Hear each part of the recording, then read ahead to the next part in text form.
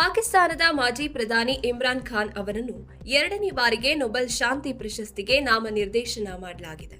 ಪಾಕಿಸ್ತಾನದಲ್ಲಿ ಮಾನವ ಹಕ್ಕುಗಳು ಮತ್ತು ಪ್ರಜಾಪ್ರಭುತ್ವವನ್ನು ರಕ್ಷಿಸಲು ಅವರ ಪ್ರಯತ್ನಗಳನ್ನು ಪಾಕಿಸ್ತಾನ ವರ್ಲ್ಡ್ ಅಲಯನ್ಸ್ ಮತ್ತು ವಕಾಲತ್ತು ಗುಂಪು ಗುರುತಿಸಿವೆ. ಪಾಕಿಸ್ತಾನದ ಮಾಜಿ ಪ್ರಧಾನಿ ಇಮ್ರಾನ್ ಖಾನ್ ಅವರನ್ನ ಎರಡನೇ ಬಾರಿಗೆ ನೊಬೆಲ್ ಶಾಂತಿ ಪ್ರಶಸ್ತಿಗೆ ನಾಮನಿರ್ದೇಶನ ಮಾಡಲಾಗಿದೆ. ಮಾನವ ಹಕ್ಕುಗಳು ಮತ್ತು ಪ್ರಜಾಪ್ರಭುತ್ವವನ್ನು ರಕ್ಷಿಸುವ ಪ್ರಯತ್ನಗಳಿಗಾಗಿ ಪಾಕಿಸ್ತಾನ್ ವರ್ಲ್ಡ್ ಅಲಯನ್ಸ್ ಸದಸ್ಯರು ಅವರನ್ನ ನಾಮನಿರ್ದೇಶನ ಮಾಡಿದ್ದಾರೆ. ಕಳೆದ ಡಿಸೆಂಬರ್ನಲ್ಲಿ ಸ್ಥಾಪಿಸಲಾದ ವಕಾಲತ್ತು ಗುಂಪು ಇಮ್ರಾನ್ ಖಾನ್ ಅವರ ನಾಮನಿರ್ದೇಶನವನ್ನ ಘೋಷಿಸಿತ್ತು. ಇದೀಗ ಮತ್ತೆ ಇಮ್ರಾನ್ ಖಾನ್ ನೊಬೆಲ್ ಶಾಂತಿ ಪ್ರಶಸ್ತಿಗೆ ಆಯ್ಕೆಯಾಗಿದ್ದಾರೆ.